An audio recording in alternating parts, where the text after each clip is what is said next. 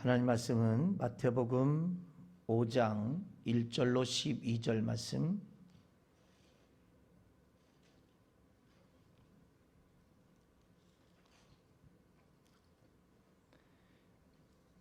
마태복음 5장 1절로 12절.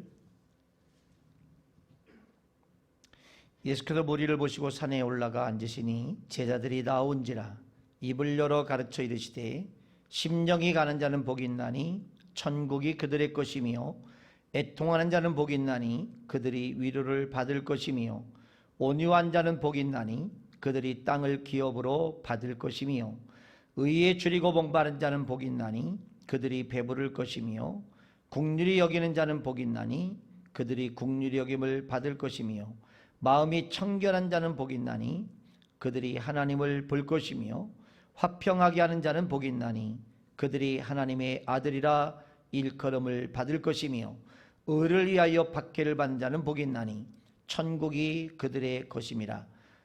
나로 말미암아 너희를 욕하고 박해하고 거짓으로 너희를 거슬려 모든 악한 말할 때에는 너희에게 복이 있나니 기뻐하고 즐거워하라.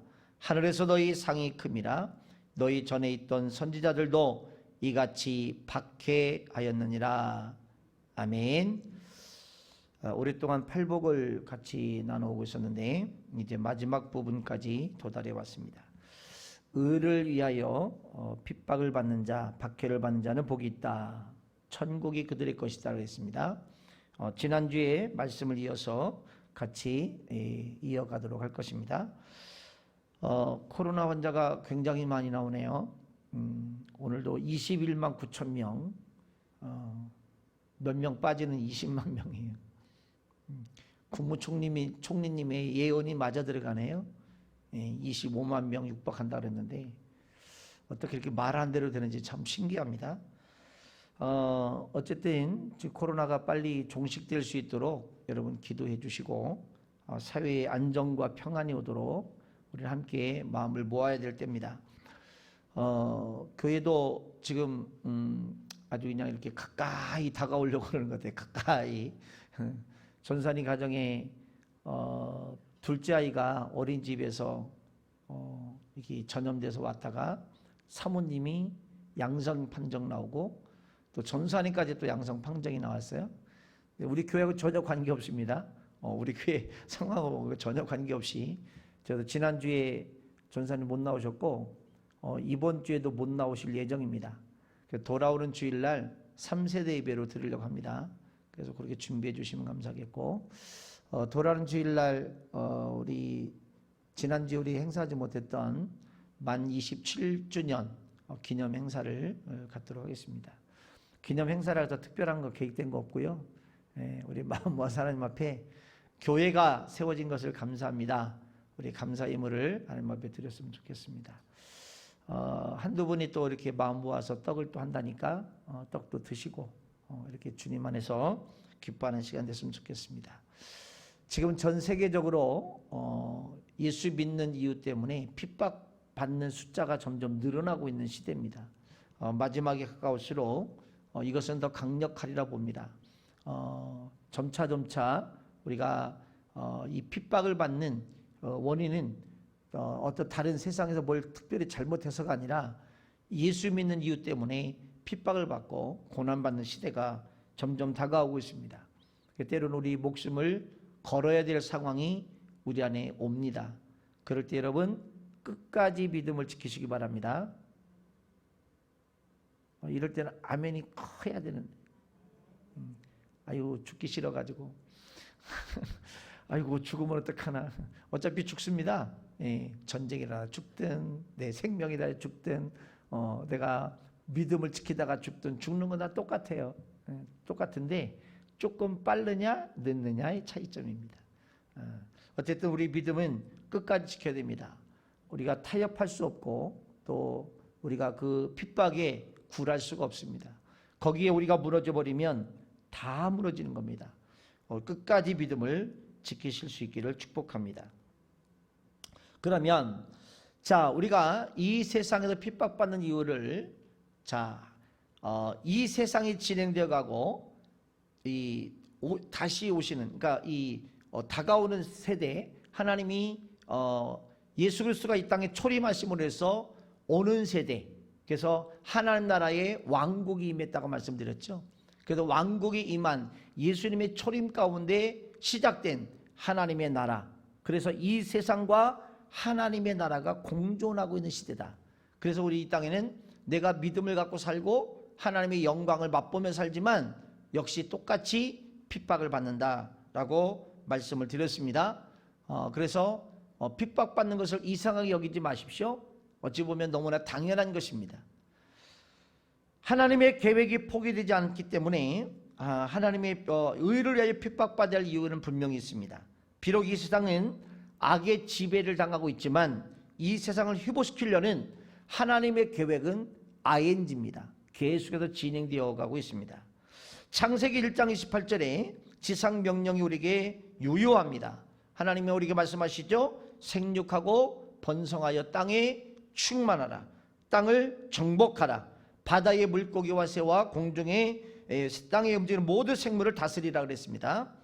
하나님의 계획은 하나님의 형상을 닮은 인간이 이 세상을 정복하고 다스리는 그 사명이 우리에게 주어졌어요. 이거를 우린 문화적 사명이라고 말합니다. 하나님의 나라의 원리와 삶으로 충만하게 채워지는 것입니다. 이를 위해서 하나님 타락한 세상에 하나님의 사람들을 보내셨습니다. 비록 그들에게 핍박은 있었으나 하나님의 계획은 포기되지 않았습니다. 지금도 이 하나님의 계획은 여전히 계속 진행형 가운데 있습니다. 요한복음 15장 19절에 보니까 너희가 세상에 속하였으면 세상이 자기 것을 사랑하는 것이나 너희는 세상에 속한 자가 아니요 도리어 내가 너희를 세상에 택하였기 때문에 세상이 너를 미워하느니라. 세상이 우리를 미워하는 이유는 뭐예요? 예수님이 우리를 택했기 때문이래요. 내가 하나님 믿고 구원받은 자녀이기 때문에 이제 우리는 세상이 우리를 미워합니다. 그래서 교회에 다닌다 그러면 사람들이 예수 믿는 사람끼리는 좋아하지만 예수 안 믿는 사람들은 별로 안 좋아해요. 별로 안 좋아합니다. 20절에 가보니까 요한복음 15장 20절에 이렇게 말했어요. 내가 너희에게 종이 주인보다 더 크지 못하다는 말을 기억하라. 사람들이 나를 박해하였은즉 너희도 박해할 것이요 내 말을 지켰은즉 너희 말도 지킬 것이라. 여러분, 우린 분명히 박해가 있는 거예요. 박해를 받는 것을 이상하게 여기지 마십시오. 믿는 자들에게 반드시 찾아오는 게 박해입니다. 박해를 받는다는 얘기는 여러분들이 믿음 생활 잘한다는 거예요. 믿음 생활 대충 세상 사람과 더불어서 그냥 대충 넘어가면 박해받을 일이 없어요. 내가 말씀대로 살려고 하니까, 믿음 지키며 살려고 하니까 우리가 박해를 받는 것입니다. 세상에서 직장 생활하시는 분들이 힘든 게 뭡니까? 자, 회식 자리 같습니다. 회식 자리. 그러면 뭘 권하죠? 음료수를 권해요. 음료수. 그렇죠? 음료수. 노란 음료수 아세요? 노란 음료수? 노란 음료수를 권해요. 그리고 조금 한 25도 되는 그 음료수를 권해요. 알코올 온도가 한 25도 정도 되는 음료수를 권하는데 그거를 받느냐 안 받느냐, 이 차이점이 있죠. 이 차이점이. 그거를 안 받으면 사람들이 갑자기 반응들이 싸늘해집니다. 굉장히 싸늘해집니다. 그래서 그들이 싫어합니다. 예수 잘 믿기 때문에 내가 그걸 안 받는 거지, 예수 잘 믿으면 받잖아요. 그러면 박해 없어요. 안 받으면 박해가 되는 거예요. 어이구, 아니야, 속에서 그 사람들 속에서 부글부글 끓습니다. 여러분, 경건하게 산다는 게 참 쉬우면서도 어려워요. 그래서 디모데후서 3장 12절에 뭐라고 이렇게 말하냐, 이렇게 말씀합니다. 무릇 그리스도 예수 안에서 경건하게 살고자 하는 자는 박해를 받으리라. 성경은 분명히 우리가 언급해 주고 있어요. 경건하게 살기 때문에 우리가 박해를 받는 겁니다. 하나님의 말씀대로 살기 때문에 박해를 받는 것입니다. 그렇기 때문에 박해를 받는 것은 그만큼 믿음 생활 잘한다는 반증이기도 해요. 물론 내가 잘못해서 받은 것은 그 박해가 아닙니다. 내가 잘못한 대가가 오는 것이지, 내가 아무 잘못도 없음에도 불구하고, 내가 선하게 진실하게 믿음 안에 삶에도 불구하고 어려움이 오는 박해는 예수를 잘 믿기 때문에 받는 어려움입니다. 박해입니다. 그러므로 여러분, 그 믿음을 박해를 받는다고 포기하지 마시고 끝까지 지키십시오. 끝까지. 예, 이 땅에서는 잘 분별이 안 되지만 하나님의 나라 가서는 분명하게 여러분 그것이 달라집니다. 상급이 다르고요, 또 하나님으로부터 인정받는 부분이 다릅니다. 우리 끝까지 믿음을 지키셔야 됩니다.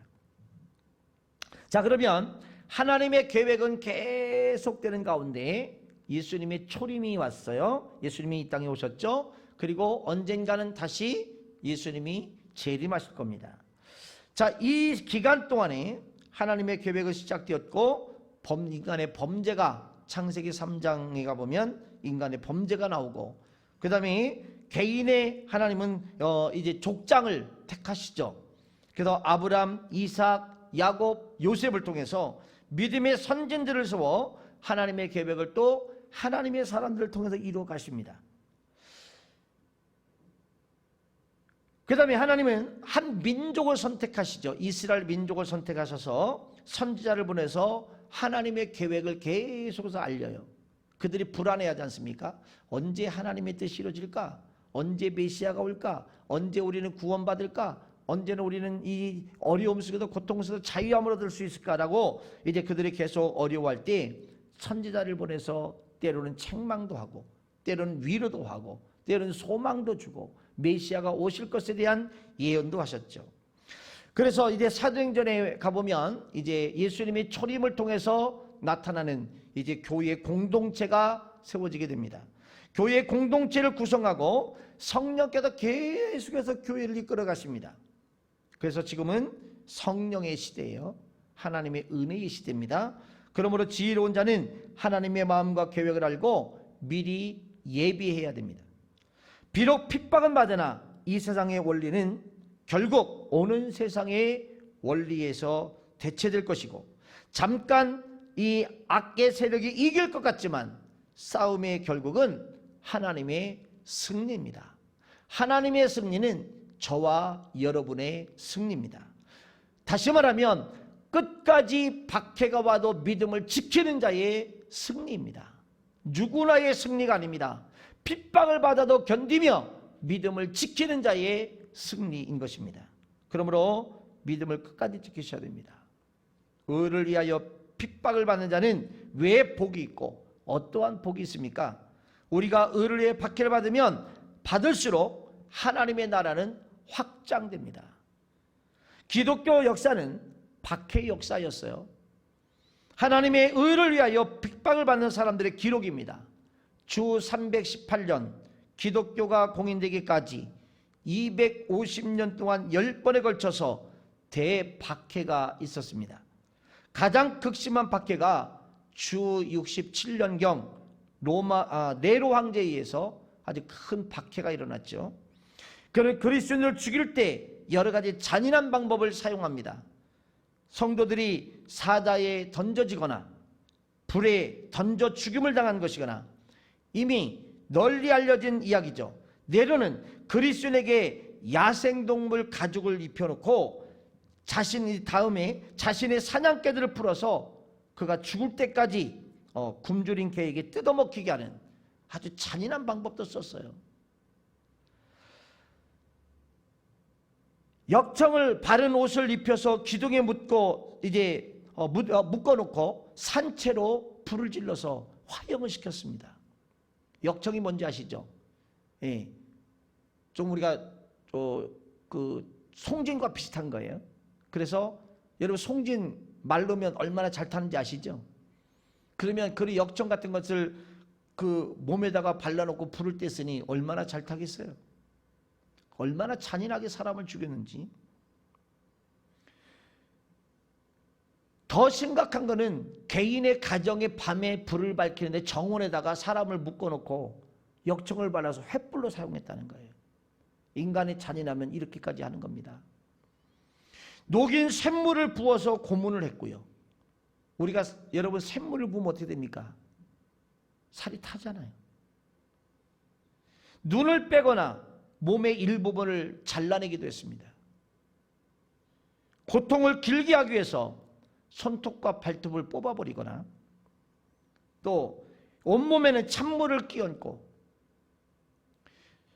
잔인하게 죽이기 위해서 손톱부터 발톱부터 태워가게 하는 이런 잔인한 고통, 이런 것들을 이 로마 시대에 박해였어요. 박해. 오늘날 만약에 이런 박해가 온다면 견딜 수 있는 사람이 도대체 몇 명 있을까? 최소한 여기 계신 분은 다 견디겠죠? 표현이 뭔가요?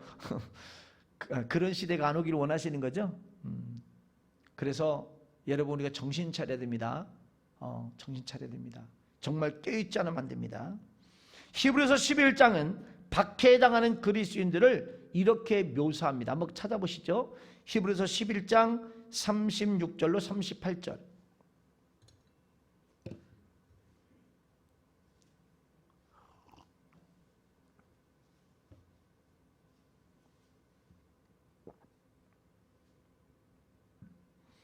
같이 한번 읽겠습니다. 히브리서 11장 36절 38절 시작. 또 어떤 이들은 조롱과 채찍질 뿐 아니라 결박과 옥에 갇히는 시험도 받았으며 돌로 치는 것과 톱으로 켜는 것과 시험과 칼로 죽임을 당하고 양과 염소의 가죽을 입고 유리하여 궁핍과 환난과 학대를 받았으니 이런 사람은 세상이 감당하지 못하느니라. 그들이 광야와 산과 동굴과 토굴에 유리하였느니라. 아멘. 근데 이스라엘 지역이나 터키 지역에 가면 카타콤이라는 곳이에요. 카타콤. 이 카타콤이라는 건 뭐냐면 핍박받는 그리스도인들이 깊이 땅속에 들어가서 굴속에 들어가서 살았던 거예요. 믿음을 지키기 위해서. 그들의 핍박을 피해서 살아갔던 사람들. 그게 카타콤입니다. 로마인들은 성도들을 박해하면서 여러 가지 이유로 중상모략을 했어요. 그들을 핍박하는 당위성을 이제 자기들이 말하기 위해서죠. 첫 번째는 성만찬 의식이 왜곡돼서 성도들은 아이들을 잡아 그 고기를 먹는다는 이유로 그 소문을 막 퍼뜨렸어요. 아이를 잡아서 살을 나눠 먹고 피를 나눠 마신다 라는 소문을 퍼뜨린 거죠. 두 번째는 매주 모이는 성도의 집회는 아가페, 즉 사랑의 연회로 불렸는데 그 명칭에서 오해가 생겨서 비도덕적으로 흥청망청 즐기는 세욕의 잔치라고 비난을 했습니다. 얼마나 그 내용들을 왜곡하는지 아시겠죠? 세 번째, 성도들은 방화범이라고 비난을 내렸어요. 여러분, 로마 씨가 이제 불을 질러놓고 예수 믿는 사람이 불 질렀다고 한 거 아니에요? 자기들이 불 질러놓고. 네 번째는 성도들은 가정을 파괴하는 자로 비난을 받았습니다. 그러나 근본적인 박해의 원인은요, 정치적인 것이었습니다. 로마의 관할한 제국을 통합하는 수단으로 황제 숭배 사상을 그들은 퍼뜨렸고 황제를 숭배하도록 만들었는데, 로마 제국의 일원이 된 사람은 누구든 1년에 한 번 황제 형상 앞에 나가서 향을 피우며 시저는 주시라, 시저는 주시다 라고 하는 그런 말을 하면서 예배를 강요했습니다. 누구든 향불을 피워서 황제 숭배를 참여하고 나면 그 일을 했다는 증명서, 리벨루스라고 하는 그 증명서를 받게 됐어요. 그런데 이것을 가지고 있으면 공중 질서나 법도에 이제 방해되지 않는 한 자신이 좋아하는 다른 신에게도 예배할 수가 있었어요. 그런데 우리 그리스도인들은 이 시저 형상에다가 절을 할 수가 없는 거잖아요. 그러니까 핍박을 한 겁니다. 다른 이방 종교의 신도들은 타협했지만 그리스도인들은 그렇게 할 수가 없었어요. 그게 그 자체가 우상 숭배니까. 로마는 제국에 불충한 그리스도인들은 핍박할 충분한 이유를 가지고 있었습니다.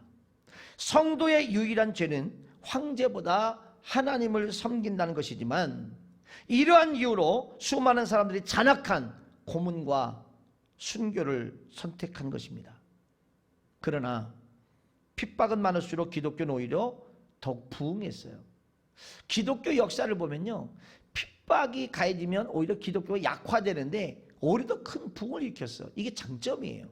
아주 특이한 현상이죠. 핍박은 하나님 나라를 키우는 영양소가 됐습니다. 순교의 피는 교회 부흥의 원동력이 됐습니다. 학자들은 2세기가 지나기 전 로마 제국의 40% 이상이 그리스도인이었다라고 여러분 그렇게 학자들은 얘기합니다. 40%. 여러분 우리가 대한민국의 크리스찬이 몇 프로예요? 25%? 그거는 옛날이에요. 지금은 문공부 지금 문공부라 그러나요? 뭐라 그러죠? 거기서 발표가 800만. 아마 요게 지금 몇 년 전에 이 통계예요. 아마 더 떨어졌을 거예요, 지금은. 그럼 800만이라고 하면 생각해 보세요. 자, 우리가 지금 5,300만 명입니까? 그렇게 계산해 보세요. 몇 프로인가? 7%? 16%? 17%? 그 정도밖에 안 돼요.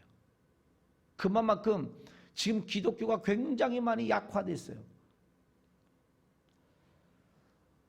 당시 대도시인 에베소의 인구가 20만 명 중에 거의 대부분이 그리스도인이었다는 거죠.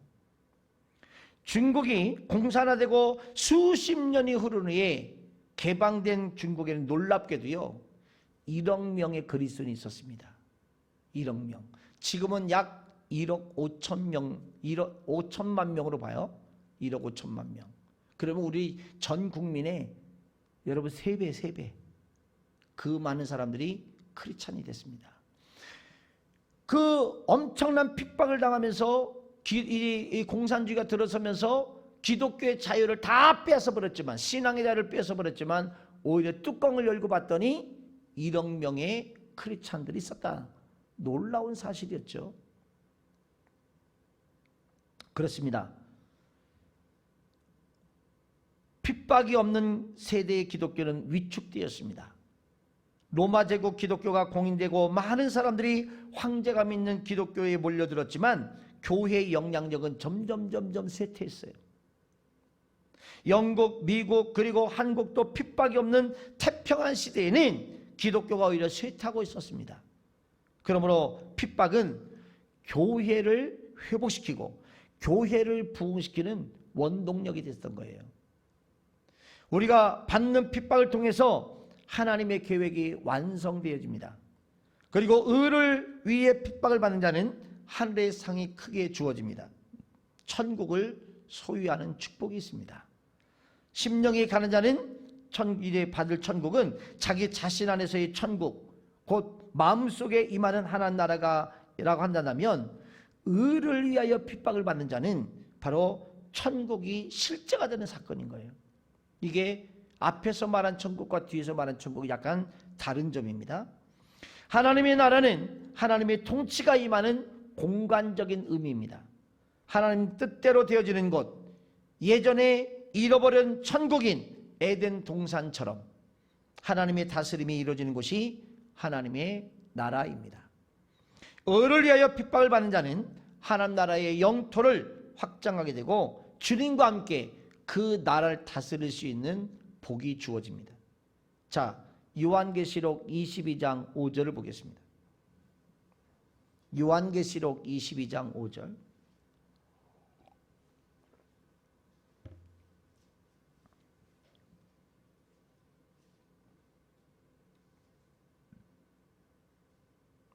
같이 읽까요? 시작. 다시 밤이 없겠고 등불과 햇빛이 쓸데없으니 이는 주 하나님이 그들에게 비추심이라. 그들이 세세토록 왕노로 다리라. 아멘. 장차 22장 가지고 펴놓으세요. 아직 넘기지 마시고. 장차 천국에서 가장 큰 상급 받을 자를 의를 위해 핍박을 받는 자라 그래요. 그러면 하나님의 계획을 위해서 쓰임받는 자입니다. 자, 그러한 자들에게 하나님은 가장 큰 상을 주실 것입니다. 보실까요? 4절부터 다시 20장 4절로 6절로 보겠습니다. 요한계시록 20장 20장 4절로 6절.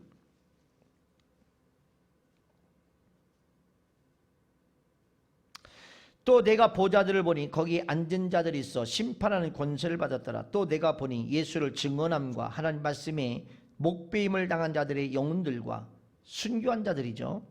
또 짐승과 그 우상에 경배하지 아니하고 그들의 이마와 손에 그의 표를 받지 아니한 자들이 살아서 그리스도와 더불어 1000년 동안 왕노릇하니, 이거는 지금 666 인침을 받는 것을 얘기를 하고 있어요. 그걸 받지 않은 자들입니다. 그 표를 받지 않은 자들. 자, 그 나머지 죽은 자들은 그 1000년이 차기까지 살지 못하더라. 이는 첫째 부활이라. 이 첫째 부활에 참여한 자들은 복이 있고 거룩하도다. 둘째 사망이 그들에게 다스린 권세가 없고 도리어 그들이 하나님과 그리스도의 제사장이 되어 1000년 동안 그리스도와 더불어 왕노릇하더라. 이게 앞으로 우리가 받을 축복이에요. 그래서 끝까지 우리는 믿음을 지키셔야 됩니다. 예수님은 팔복을 말씀하시면서 그들이라는 일반적인 호칭을 썼어요. 그들 그렇게 씁니다. 자, 그러나 11절에 가보면, 오늘 보면 11절에 보면 그들이란 단어가 아니라 이제는 너희란 단어로 바뀌어요. 특정한 호칭을 사용합니다. 자, 오늘 보면 11절을 보겠습니다. 마태복음 5장 11절 12절까지 보시면 호칭이 바뀝니다. 나로 말미암아 너희를 욕하고 박해하고 거짓으로 너희를 거슬려 모든 악한 말할 때는 너희에게 복이 나니 기뻐하고 즐거워하라. 너희 하늘에서 너희 상이 큼이라. 너희 전에 있던 선지자들도 이같이 박해하였느니라. 자, 앞에는 다 그들이란 단어가 썼는데 여기 11절과 12절에 보면 너희라는 단어로 바뀌어요. 너희. 그렇게 하신 이유가 뭘까요? 왜 호칭이 갑자기 바뀌었을까요? 팔복의 마지막은 하나님의 나라를 위해서 핍박을 받으라는 요청입니다. 핍박을 받아라.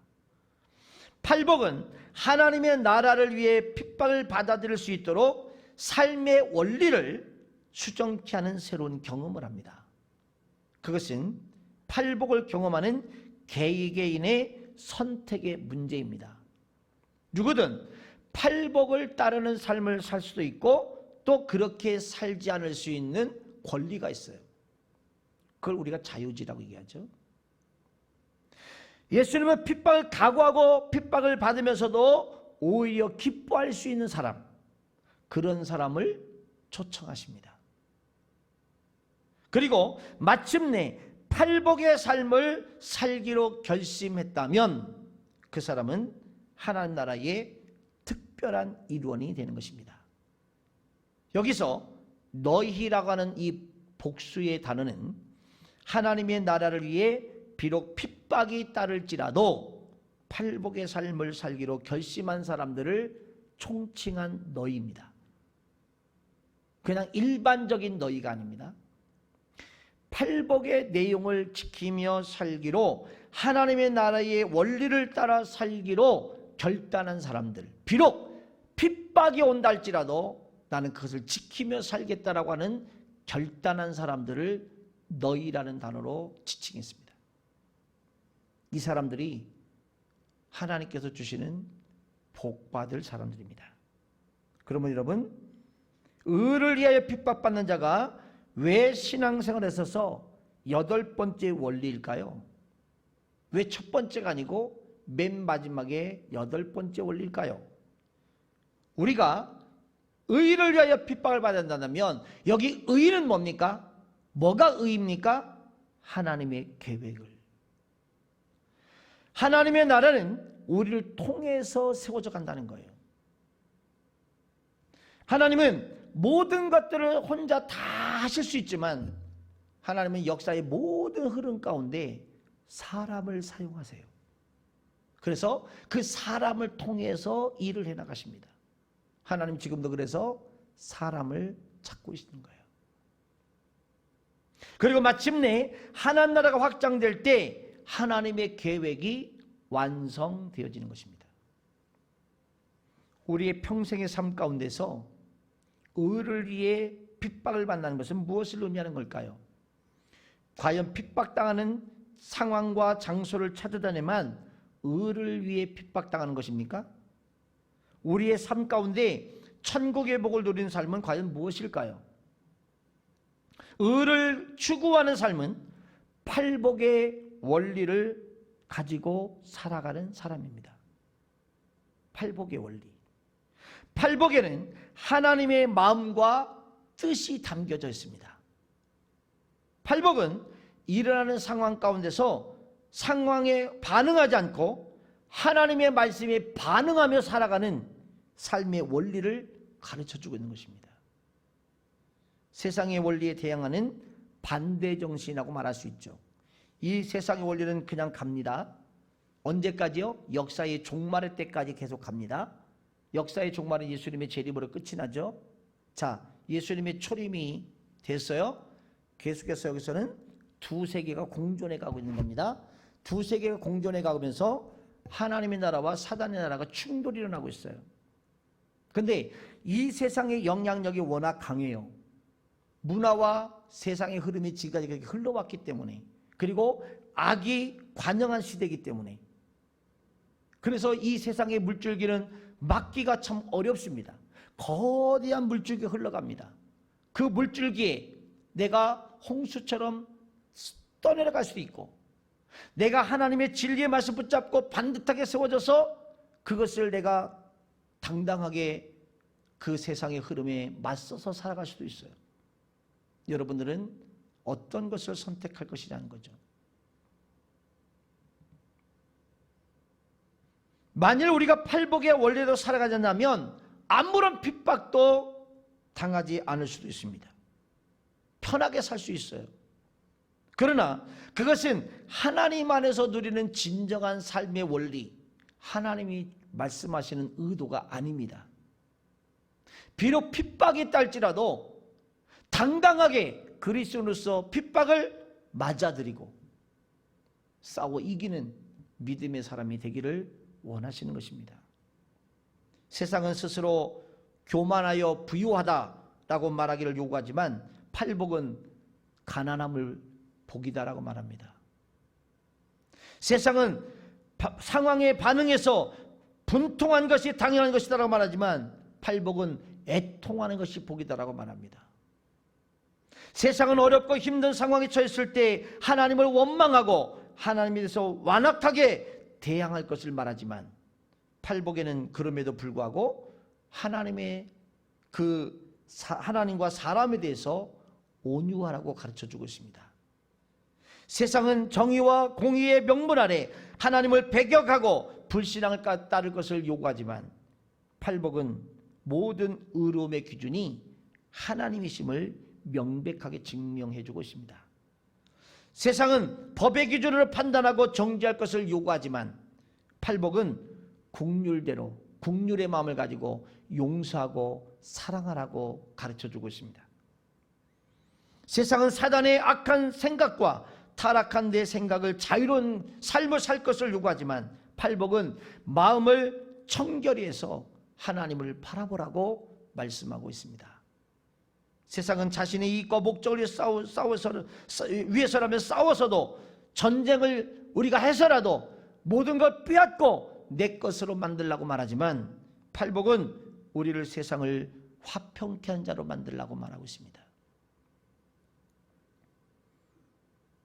제가 지난 주일날입니까? 그 눈 위에 앉아서 기도하는 장면을 제가 사진을 보내드렸죠. 그 단톡방에 제가 올려드렸는데 우크라이나와 러시아 사람들이 평화를 위하여 전쟁이 그쳐질 것을 위해서 눈 위에 앉아서 기도하는 장면입니다. 모든 것을 자기의 욕심에 의해서 빼앗고 자기 배를 채우려고 하는 푸틴은 나쁜 사람입니다. 그 많은 사람들을 죽이고 사상자를 내면서 얼마나 비극적인 것입니까? 하나님은 우리에게 긍휼과 용서하라 그러지 전쟁과 싸움하라고 말하지 않습니다. 우리는 팔복은요 세상을 화평케 하는 자를 만들라 그래요. 아니, 세상은 싸워서라도 뭔가 쟁취하라고 말하지만 팔복은 우리를 세상을 화평케 하는 자로 만들라 그래요. 화평케 하는 자. 여러분 피스메이커가 되시기를 바랍니다. 어디 가든지 평화를 만들어내는 사람이 되셔야 됩니다. 직장을 가든 우리가 어떤 가정의 이웃의 어떤 공동체 생활에 우리는 피스메이커가 되어야 됩니다. 트러블 메이커가 되어서는 안 됩니다. 세상은 의를 위해 받게 받을 것을 어리석음이라고 말하지만 팔복은 의를 인해 받는 박해를 복 있는 삶이다 라고 가르쳐주고 있습니다. 분명한 하나님 말씀의 명제를 기억하시고 여러분들은 이 팔복을 잘 지켜 행함으로 여러분들은 복 있는 사람이 되기를 주님으로 축복합니다. 기도합니다. 하나님 감사합니다. 오랜 기간 동안 우리는 이 팔복의 말씀을 나누며 우리 그리스도인들이 어떻게 살아가는 것이 하나님 앞에 아름다운 모습이고 참된 모습인지를 같이 나눴습니다. 주님, 우리라 이건 경건하게 두렵게 떨림으로 하나님 말씀을 잘 지켜 행하게 도와주시고 믿는 자로서의 본분을 잃어버리지 않냐고 하나님 앞에 정직하게 바르게 의롭게 세워갈 수 있는 은총을 베풀어 주시옵소서. 감사합니다. 하나님, 배운 말씀을 마음속에 잘 각인시켜서 그 말씀대로 살아내요 축복의 삶이 되도록 하나님이 인정하는 삶이 되도록 함께하여 주시고 우리를 통하여 하나님의 계획이 이루어져가고 성취되어져서 하나님 나라가 확장되어지며 온전히 세워지는 일에 귀하게 쓰임받을 수 있도록 은혜와 복을 내려 주시옵소서. 감사드리며 예수님의 이름으로 기도하옵나이다. 아멘.